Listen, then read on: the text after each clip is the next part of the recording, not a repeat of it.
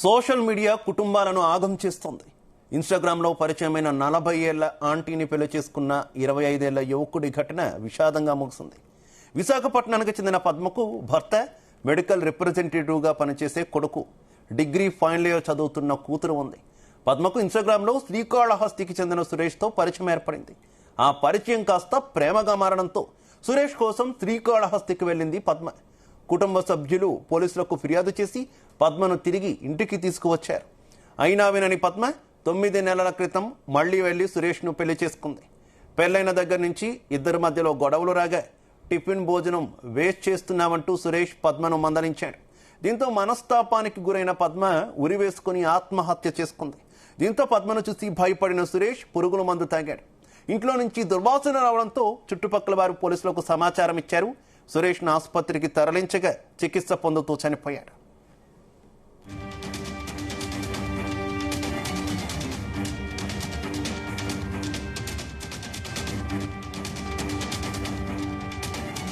ఇదే విషయానికి సంబంధించి మరింత సమాచారం మా కరెస్పాండెంట్ శ్రీనివాస్ అందిస్తారు. Thank you Shiva. ఇన్స్టాలో పరిచయం కాస్త 2 ప్రాణాలు కోల్పోయే స్థితికి తీసుకొచ్చింది. విశాఖ చెందిన పద్మ దాదాపుగా 40 సంవత్సరాల గల మహిళతో 20 సంవత్సరాల సురేష్ కి ఇద్దరికి మధ్య పరిచయం ఏర్పడింది. అయితే సురేష్ ది శ్రీకాళహస్తి కాక పద్మది విశాఖ. అయితే వీరిద్దరూ ఇన్స్టాలో పరిచయం అయ్యారు. పరిచయం కాస్త అది ప్రేమగా మారింది. ప్రేమ కాస్త పెళ్లికి దారితీసింది. పెళ్లి తర్వాత వీళ్ళిద్దరూ తను చాలించారని చెప్పుకోవచ్చు. అయితే విశాఖ చెందిన పద్మతో గత కొద్ది రోజులుగా ప్రేమాయణం నడిపించినటువంటి సురేష్ కూడా పురుగుమందు తాగి ఆత్మహత్య చేసుకోవడంతో 2 కుటుంబాల్లో విషాదం నెలకొందని చెప్పుకోవచ్చు. గత కొద్ది రోజుల నుంచి ఎవరైతే పద్మ ఉందో పద్మకి పెళ్ళై 3 పిల్లలు కూడా ఉన్నారు. పెళ్ళై 3 పిల్లలు ఉన్నా కూడా ఇన్స్టాలో పరిచయమైన సురేష్ తో ప్రేమాయణం కొనసాగించి 9 నెలల క్రితం శ్రీకాళహస్తికి వెళ్లిపోవడం జరిగింది. దాంతో కుటుంబ సభ్యులు పద్మ కోసం పోలీస్ స్టేషన్ లో కంప్లైంట్ ఇవ్వడం జరిగింది.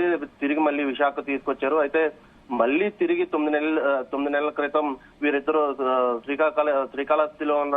శ్రీకాళహస్తికి పారిపోవడం జరిగింది. అక్కడ పెళ్లి చేసుకున్నారు. పెళ్లి చేసుకుని సెపరేట్ గా ఒక ఇల్లు తీసుకుని ఇంట్లో కాపురం కూడా పెట్టడం జరిగింది. అయితే సురేష్ శ్రీకాళహస్తిలో ఒక మొబైల్ షాప్ లో వర్క్ చేస్తా ఉన్నాడు. పద్మ ఇంట్లోనే ఉంటుంది.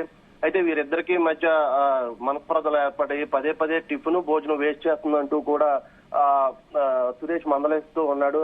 అయితే 9 నెలల నుంచి కూడా 4 నెలలు సక్రమంగా జరిగినటువంటి కాపురం కాస్త మనస్పర్ధలతో ఇద్దరికి మధ్య గొడవలు జరుగుతూ ఉన్నాయి. ఈ నేపథ్యంలో పద్మ ఉరివేసుకుని ఈ నెల 22న ఉరివేసుకుని చనిపోయింది. అయితే ఇది గమనించిన సురేష్ బయట తిరిగి ఈ శనివారం ఇంటికి వెళ్ళడం జరిగింది. అయితే ఇంటికి వెళ్లి చూడగా పద్మ చనిపోవడం జరిగింది.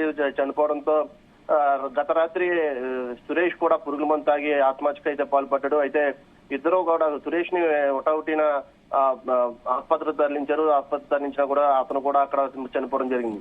అయితే గతంలోనే పద్మకు ఆల్రెడీ పెళ్లయింది. 3 పిల్లలు ఉన్నారు. డిగ్రీ చదువుతున్న అమ్మాయి కూడా ఉంది. అలానే మెడికల్ రిప్రజెంటేటివ్ గా వర్క్ చేస్తున్న కొడుకు కూడా ఉన్నాడు. అయితే ఇవన్నీ మర్చిపోయి తన వయసును కూడా మర్చిపోయి తాను శ్రీకాళహస్తి పారిపోయి అక్కడ పెళ్లి చేసుకుంది. పెళ్లి చేసుకున్న కూడా అక్కడ కూడా సక్రమంగా కాపురం చేయకుండా పదే సురేష్ తో గొడవ పడుతూ ఉంది. ఈ నేపథ్యంలో ఇద్దరికి చిన్న మనస్పర్ధలు వస్తూ ఉన్నాయి. గత కొద్ది రోజుల నుంచి కూడా ఇద్దరు గొడవలు పడుతూ ఉన్నారు. మధ్యలో ఒకసారి విశాఖ కూడా రావడం జరిగింది. మళ్ళీ తిరిగి శ్రీకాళహస్తి వెళ్ళడం జరిగింది. అయితే శనివారం మధ్యాహ్నం వీళ్ళిద్దరూ తీవ్ర స్థాయికి గొడవ పడ్డారు. తీవ్ర స్థాయిలో పదే భోజనం వేస్ట్ చేస్తున్నాం, టిఫిన్ వేస్ట్ చేస్తున్నాం అంటూ కూడా ఆ గొడవ తేవడం జరిగింది. అయితే మనస్పర్ధకి గురైన పద్మ కాస్త మనసు మీద విరక్తి చెంది ఫ్యాన్ కు ఊరేసుకుని చనిపోవడం జరిగింది. అయితే ఇది గమనించిన సురేష్ కూడా నిన్న ఇంటికి చేరుకున్న తర్వాత ఆ మహిళను చూసి కంగారులో ఏం చేయాలో తెలియక, ఎవరికి చెప్పాలో తెలియక, ఏదైనా జరుగుద్దేమో అని అతను కూడా మనస్పర్ధకు గురయ్యి నిన్న పురుగుల మందు తాగి అపస్మార స్థితిలో ఉన్నాడు. అయితే ఇంట్లోంచి దుర్వాసన వస్తుందంటూ కూడా చుట్టుపక్కల ఎవరైతే నివసిస్తున్నటువంటి ప్రజలు ఉన్నారో వాళ్ళు కూడా గమనించి ఏదో దుర్వాసన వస్తుందంటూ పోలీసులు కంప్లైంట్ ఇవ్వడం జరిగింది. అయితే నిన్న పోలీసులు వచ్చి తలుపులు బద్దలు కొట్టి చూడగా అపస్మార స్థితిలో యువకుడు సురేష్ ఉన్నాడు. ఆల్రెడీ చనిపోయి పద్మ ఉంది. వీళ్ళిద్దరిని కూడా ఒకటిన హాస్పిటల్కి అయితే తరలించడం జరిగింది. అయితే పద్మ అప్పటికే మృతి చెందింది. అయితే ఆసుపత్రిలో సురేష్ మెరుగైన వైద్యం అందించినప్పటికీ కూడా తను కూడా ప్రాణాలు కోల్పోవడం జరిగింది. దీంతో 2 కుటుంబాల మధ్య తీవ్ర విషాదం అయితే నెలకొంది. ఈ రోజు విశాఖలో ఉన్నటువంటి పద్మ బంధువులకి ఫోన్ చేసి సమాచారం అందించారు. పోస్ట్ మార్టం అనంతరం పద్మను విశాఖకి తరలించనున్నారు శివ. అయితే పద్మ మృతికి సంబంధించి ఆమె భర్త లేదంటే పిల్లలు ఎవరైనా రెస్పాండ్ అయిన సిచ్యువేషన్ ఉందా? గతంలో ఆల్రెడీ పద్మపై పోలీసులకి కంప్లైంట్ కూడా ఇవ్వడం జరిగింది. 9 నెలల క్రితం ఈమె పారిపోవడం జరిగింది. ఎవరైతే ఈ యువకుడితో పరిచయం అయిందో ఇన్స్టాలో పరిచయం అయిన తర్వాత వీరిద్దరూ శ్రీకాళహస్తిలో ఉన్నారని తెలుసుకుని సురేష్ పై అలాగే పద్మపై కూడా కంప్లైంట్ ఇవ్వడం జరిగింది. ఇంట్లో నుంచి వెళ్ళిపోయింది అంటూ కూడా కాస్త డబ్బులతో పాటు బంగారం కూడా పట్టుకుని వెళ్ళిపోవడంతో పోలీసులు అప్పుడు కేసు కూడా నమోదు చేయడం జరిగింది. ఎవరైతే పద్మకి కౌన్సిలింగ్ ఇవ్వడం జరిగింది. కౌన్సిలింగ్ ఇచ్చి తిరిగి మళ్ళీ విశాఖ తీసుకొచ్చారు. తదనంతరం 9 నెలల క్రితం మళ్ళీ పద్మ ఇంట్లోనే ఉన్నటువంటి డబ్బుని బంగారాన్ని కూడా తీసుకుని మళ్ళీ ఎవరైతే ప్రేమించిన యువకుడు సురేష్ ఉన్నాడో సురేష్ వద్దకు వెళ్ళిపోయి అధికారంగా అంటే అఫీషియల్ గా మీ ఇద్దరం పెళ్లి చేసుకుంటున్నాం అంటూ కూడా ఒక గుడిలో పెళ్లి చేసుకుని తర్వాత రిజిస్టర్ మ్యారేజ్ కూడా చేసుకోవడం జరిగింది. ఆ తర్వాత వీరిద్దరు కాపురం కూడా పెట్టడం జరిగింది. దీంతో బంధువులు కూడా విసిగి చెందారు. పదే పదే ఇలా ప్రవర్తిస్తున్నటువంటి మహిళను మాకు అవసరం లేదంటూ కూడా బంధువులు కూడా వదిలేయడం జరిగింది.